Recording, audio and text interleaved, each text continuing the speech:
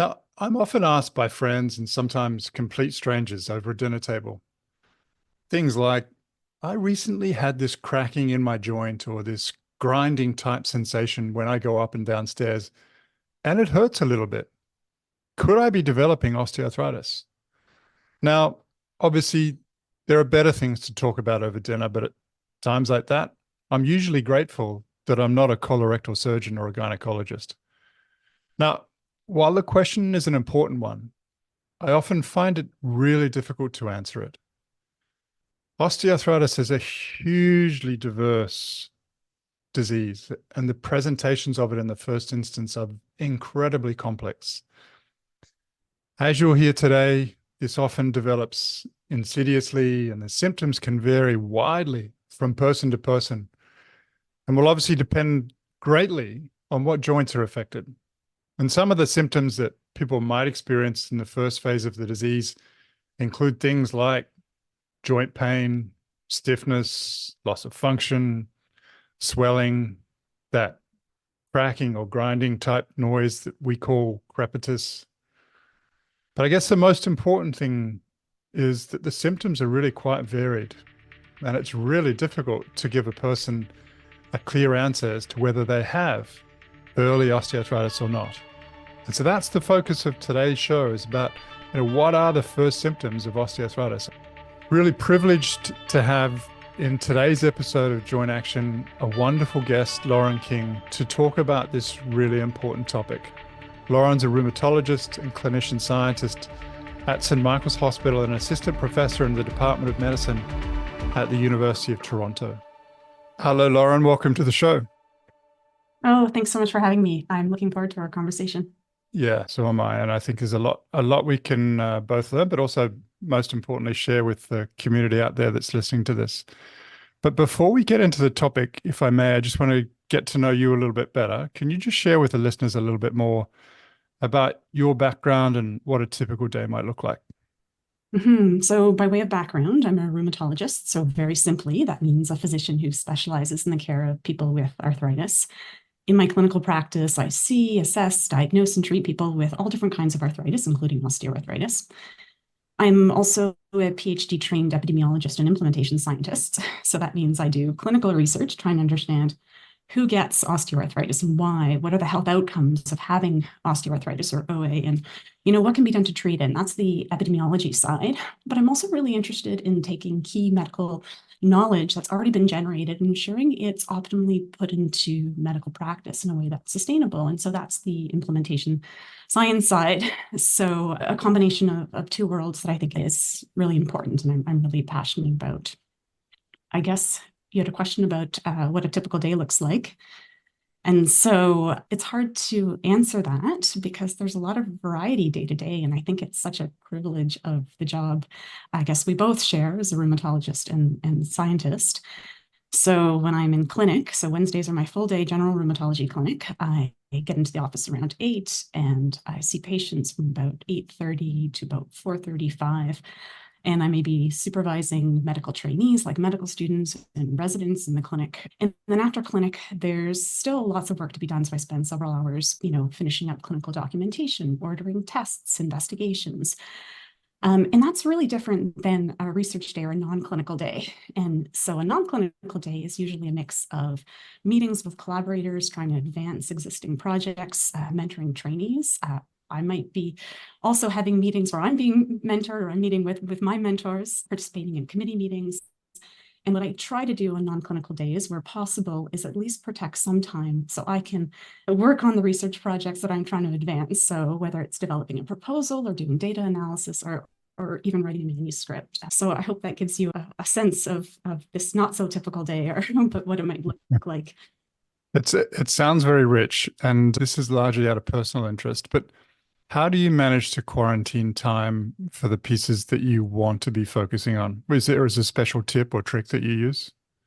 Yeah, it's such a challenge. And I have, I try to pick up tips from other people as well.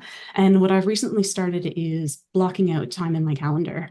So 4 hour chunk, this is Lauren's writing time or thinking time, because it's so easy for, we all want to help and be yes people. And so we end up having all of these meetings all day long, but we have to move forward the work that we're already committed to. So that's just a small tip or trick that I started using. And I think it is helpful because it's easier for me to say no to my availability during the block that I've already kind of committed to myself.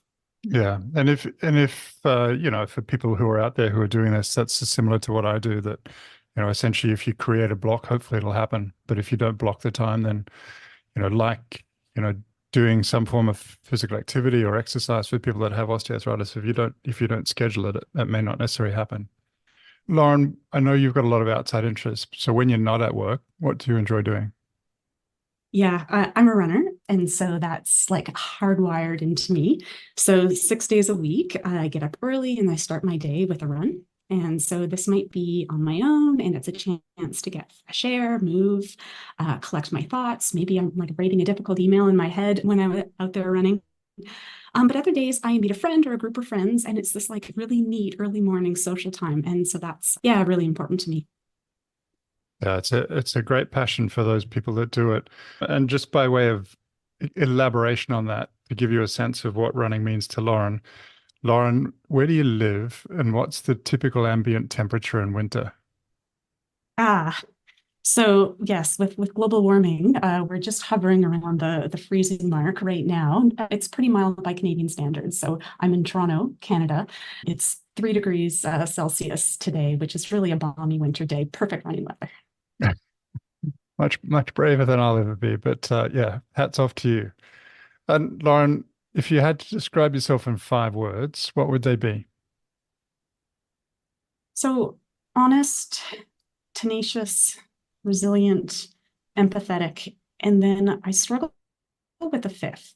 And I want to say cynical, but that has a negative connotation. And I guess I'm trying to get at this, you know, I try to trust, but that I always have to verify. And so if there's like a news headline that something, I don't know, consuming rhubarb could dramatically reduce your risk of X, Y, or Z, I kind of, maybe it's a scientist in me, but it's like, okay, let's go back to that.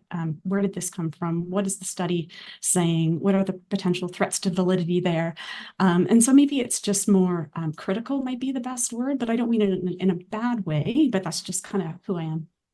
Oh, look, I think it's a great quality to have, particularly as a scientist, because, I think a lot of what gets quoted in the media and potentially even quoted on this podcast may not necessarily have great evidence to support what it is that we're saying. And so I think it's important to be quizzical, to question a lot of the things that get said, and to look for the substantiating evidence to, really corroborate what it is that people are saying. I think I like the word quizzical. I'm going to roll with that. Yeah. All right. So obviously today we're talking about the first symptoms that a person may feel when they have or are developing osteoarthritis. And it's a really important topic, I think, for a lot of people who are out there who are wondering how they got to the place that they're currently at. And you're working with a group of other people on the early stage knee osteoarthritis criteria. And I know the work we're about to speak about is really part of that. But I guess before I steal all of your thunder, what was your primary motivation in pursuing this line of research about early stage symptomatic knee osteoarthritis? So, there are so many people around the world living with chronic, painful, disabling knee osteoarthritis. And we still don't have an improved medication that can turn off the disease process like we do in other forms of arthritis. And so one of the questions that has come up is, maybe we're just not testing therapies in the right population. And populations that are currently entered into clinical trials are really individuals who have usually a fair bit of symptom burden and usually have some changes on their x-ray. So their OA is well established. In introducing a potential disease modifying drug in people with established OA may be too late to turn off the disease process and see meaningful change in the trajectory of their OA. So maybe we need to introduce a medication or treatment earlier in the illness and disease process. But then that begs the question, what is early OA? And so the ORSI Early Stage Symptomatic Knee Osteoarthritis Initiative, and that's a mouthful, so we call it ESCOA, it was launched in about 2021 to develop classification criteria for early stage symptomatic knee OA. And the goal then is to provide a standardized way to identify individuals with knee OA before there are established structural changes on X-ray. And so in terms of the motivation for this work, this was part of the first phase of the ESCOA classification criteria work. And we want to understand, as part of this phase, as much as we can about early symptomatic knee OA. And this phase has been really all about generating all the potential items that we should consider as part of criteria development. What are all the things we need to think about? And I guess an additional part specifically about this work is we needed to bring in, very importantly, the perspectives of patients, people living with OA. And so really that's where this current study fits in. Wonderful. It's a great overview, and it's a really, as you elaborated on it, a really, really important area, particularly both from the perspective of consumer understanding about their symptoms, but obviously also from hopefully providing a criteria that people can then identify clearly and intervene earlier in the disease course than what we're currently seeing in clinical practice. Just a quick question, the word item, you threw the word item in there. What does that mean in this context? Yeah, thank you. And I, without proper explanation, that could mean a lot of things. So it means a sign, a symptom, a test, really kind of any variable associated with early stage symptom, or that might be associated with early stage symptomatic knee osteoarthritis, or might help us tell if somebody has it versus a mimicker, or has early symptomatic OA versus late stage. And so it's really generating all the possible things we need to consider across many different categories or domains. And so I hope that explains what an item is. Yeah, no, it's good, because oftentimes we tend to use terms on this podcast that I get lost with, and I'm sure our listening community gets lost with as well, but that's a great explanation. Now, Lauren, can you just tell us a little bit about this particular aspect of the research that you've just completed and published? So I can tell you a bit more about the study. So this was a qualitative study. And so that means instead of crunching numbers, we analyzed the transcripts from interviews of people living with knee OA. And as part of these interviews and focus groups, they were asked about their illness experience.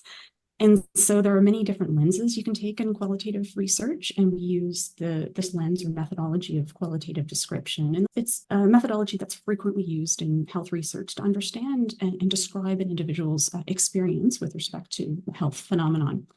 This was a secondary analysis, so it means we did the work after the fact, after the data was already collected.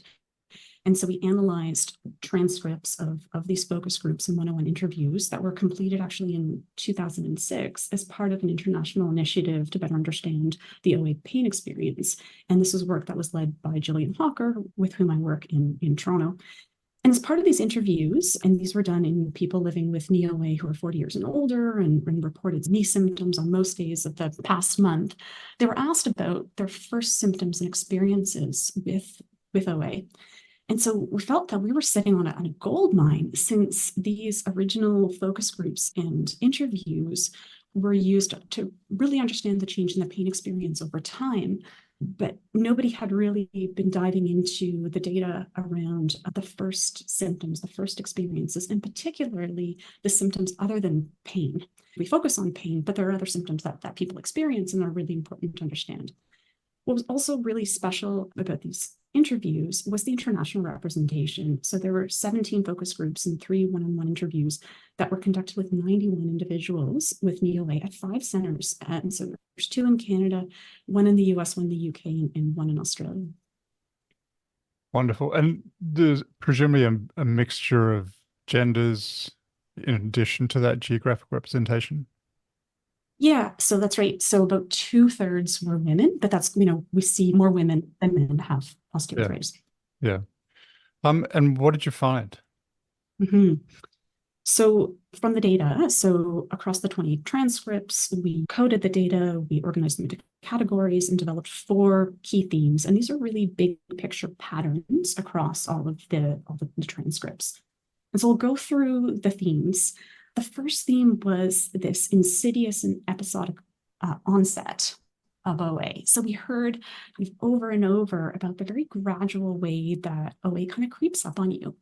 And given this gentle start, a lot of the time, often it was kind of in the moment perceived to be innocuous or harmless. And then what was also interesting was this episodic aspect to it. So it might develop symptoms associated with an activity or symptoms during some period of time, but then would go away and then would notice them again. And at the moment, they might have felt like very isolated incidents, and only with the benefit of hindsight, you can see, oh, there was a pattern there, and this was all part of this illness that was developing. The second theme was, we called it diverse early symptoms.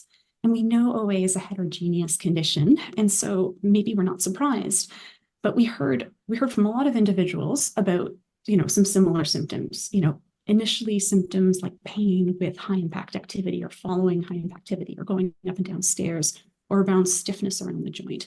But there was clearly quite a bit of variability in terms of people's first symptoms that they were experiencing. So, some people said it was all pain and no stiffness, other were stiffness and no pain. And then there were things like, well, I noticed it came on all of a sudden, or it was swelling that I first noticed, or it was other sensations like my knee just felt weak.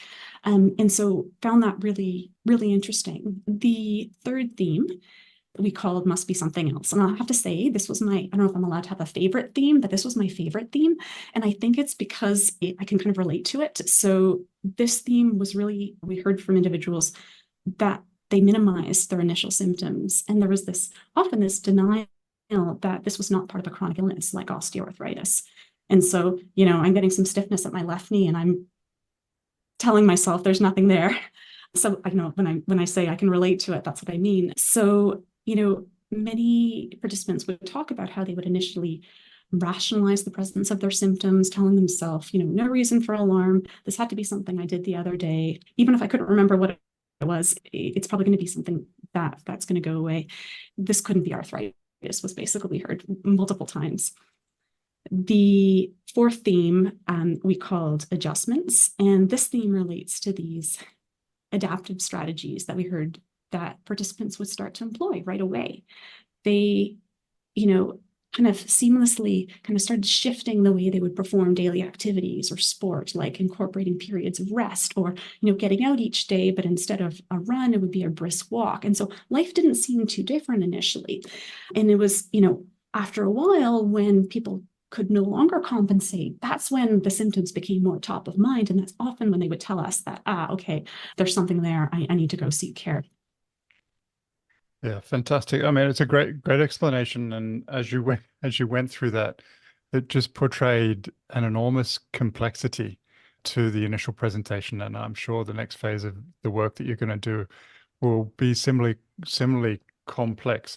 But I guess, for people who are out there who've either been through that early symptomatology or have listened to what you said, hopefully it resonates with their experience. But I guess particularly for the second theme, about the diverse early symptoms, this is incredibly variable. And so if it doesn't resonate with you, it doesn't necessarily mean that you don't have osteoarthritis, but it could be one of a number of different symptoms, which I'm sure we're going to dig into. But while we're talking about that, Lauren, for people who may be going through that phase of osteoarthritis or experiencing that in one joint or another, any suggestions with regards their interpretation as they try to navigate through those early symptoms? Mm-hmm. So one is, keep track, keep a health record, because I think that's when you start to see the patterns over time, when you can look back and you can start to put together what might be going on there. And it's really useful when you do see a health professional to be able to describe what exactly you have been noticing. And then, I think it's, I spoke about what often happens about people dismiss their early symptoms. I'm not saying that's what people should do. That's just part of this I think the way society views, it's just aches and pains. Oh, it's just arthritis, but that's not what you should do. This is incredibly important to address. And so do seek out advice from good sources, or, speak to a health professional, talk to your family physician or nurse practitioner or primary care provider, because this is incredibly important. And there are things that we know can make a difference right from the start, like keeping your muscles strong, keeping, your weight at a healthy level. And so it's never too early to think about it and to take it seriously. Yeah, it's really, really great advice is to be proactive and go out and seek answers where potentially you currently don't have any. And, I guess particularly for that fourth theme around adjustments, I mean, oftentimes by the time people come and see us in clinical practice, they've stopped doing a lot of things that they otherwise, meant a lot to them in their lives, but they've stopped doing them by virtue of the symptoms that they've developed. And so, I think in that context, really go out and seek help before you stop doing the things that you love, would be another key piece of advice there. Now, Lauren, I know this is the start of a journey for you in this particular research project. And as I suggested, sounds extraordinarily complex in terms of trying to distill this down into criteria. But again, before I steal any of your thunder, what does the research mean for the early stage NEOA criteria development? So these results really importantly build on our current understanding of the first symptoms of NEOA, and in particular, people's perceptions of the symptoms and their experiences of living with the symptoms. But these results also highlight some of the challenges for the ESCO initiative, like one, how hard it is to identify people with NEOA early in its course, because it often starts slow. People may dismiss their symptoms or compensate so that it doesn't really seem top of mind. And it can be actually, years before people seek care. So how are we going to reach these individuals? Secondly, if people may not seek care for some time, who are the experts in early NEOA other than patients themselves who have the relevant, lived experience, but which clinicians might be able to provide crucial input? Because as you said, as rheumatologists, we're seeing people much later in the course, like you said, when they often have stopped doing things that they like to do because their symptoms have progressed quite a bit. And I guess the third point that, where we have to think about is if some of the early symptoms are perceived by people living with them as being kind of innocuous and, might these individuals be willing to accept a treatment early if we were to have an approved therapy? And might they, or, even before that, upstream of that, would they be willing to enter a clinical trial? So we do have a lot that we continue to think about. And, the study does highlight these challenges. I guess I'll say this has been an important building block, and this has actually prompted an additional international patient survey to try to overcome some of the limitations from this study. So like I said, this was a secondary analysis, so we kind of couldn't ask people exactly what we want. We were limited by the data that was collected. And so what we couldn't ask people, we couldn't really define what first symptoms meant. And that could be interpreted differently by different people. So, we just finished collecting data where we asked people living with NEOA to describe some of their first symptoms, but we've asked people, within the first year to describe their symptoms.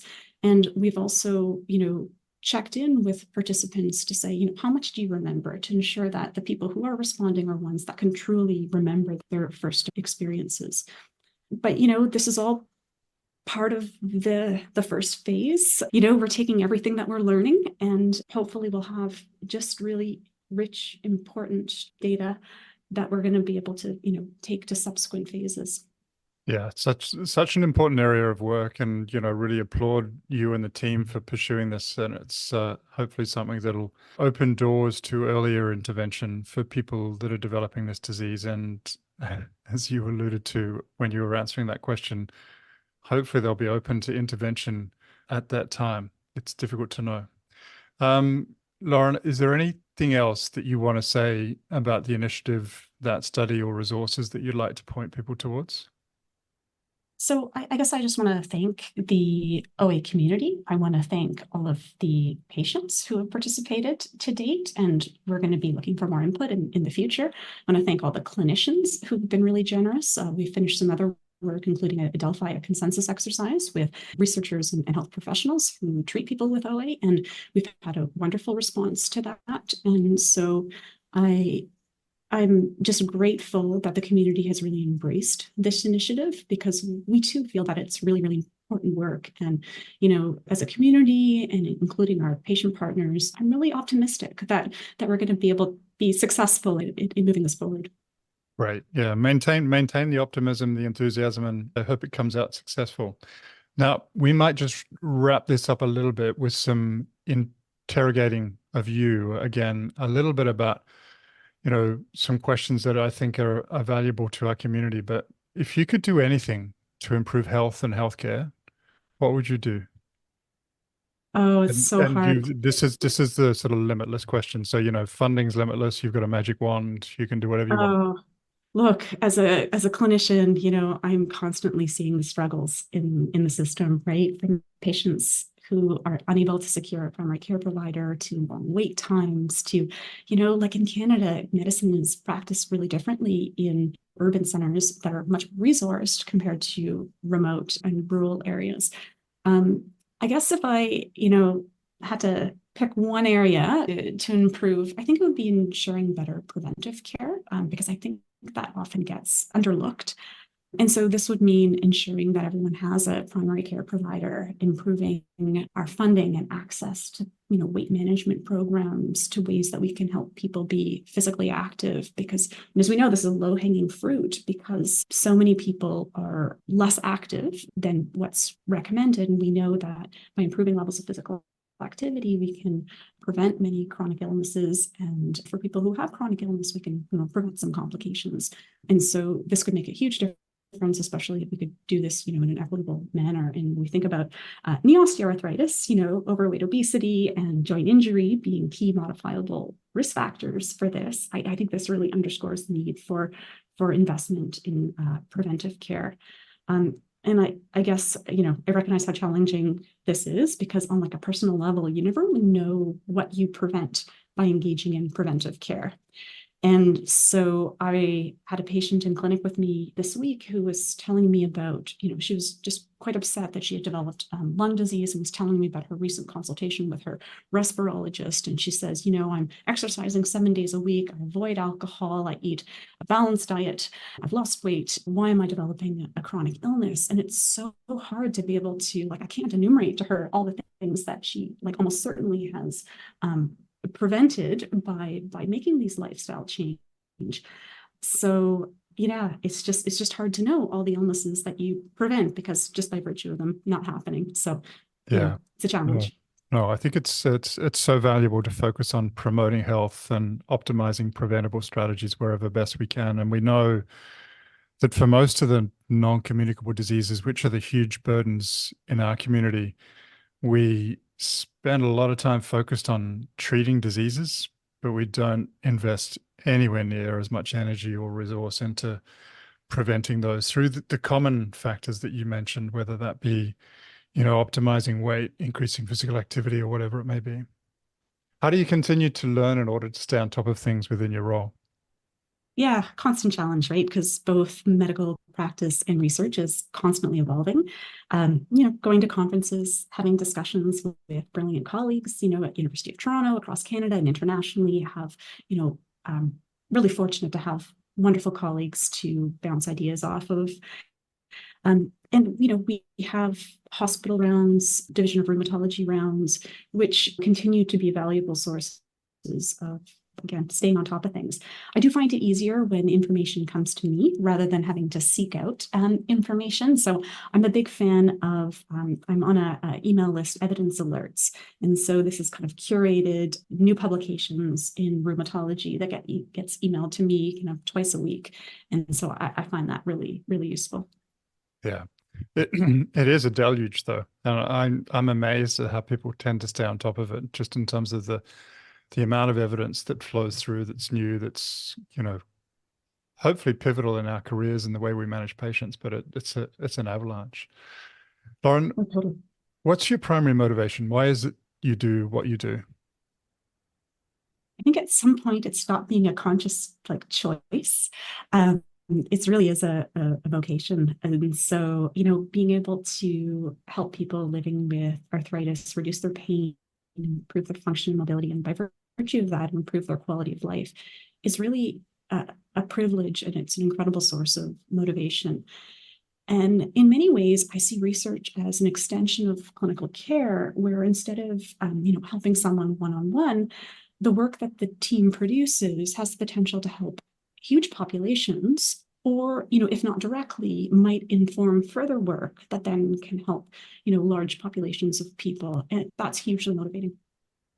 Yeah, and it's a great distinction, because I think a lot of people ask me, why do you spend so much time doing research? And I think it's primarily because of that motivation. So, as distinct from spending time in clinical practice where I can help a person, hopefully one-on-one, this has the potential to change the lives of millions of people, which, is inspirational and hopefully pivotal in making people focus a little bit more on research and invest time, effort, and resource there as well.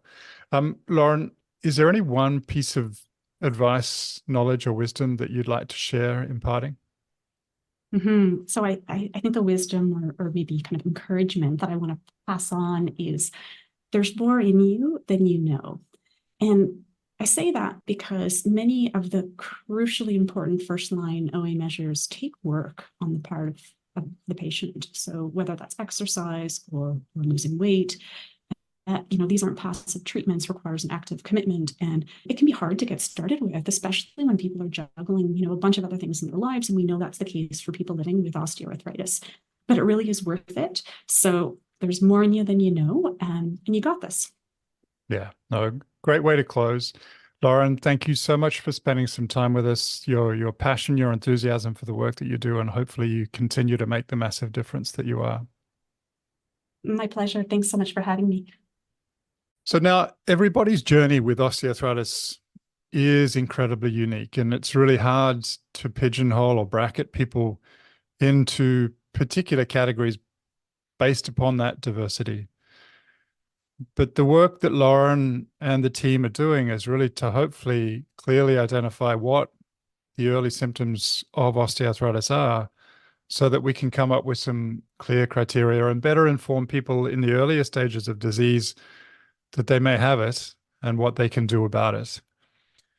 Bear in mind that, this is, as Lauren explained, typically an insidious or episodic problem in the first instance, and it can be incredibly diverse in its presentation. And a lot of people do mistake this for something else and make adjustments to their lives where they're trying to compensate for the symptoms that they currently have.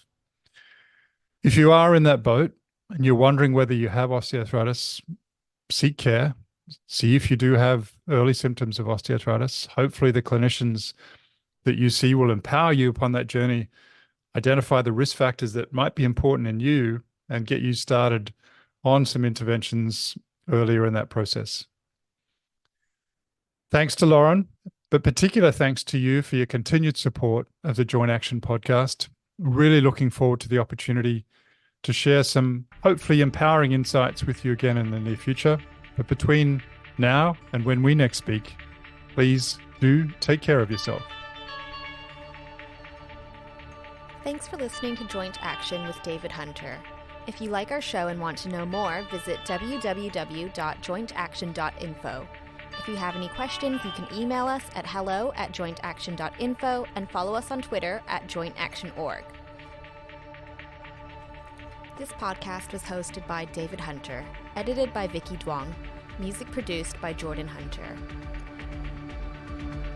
The information posted on this podcast is not intended to diagnose, treat, cure, or prevent disease.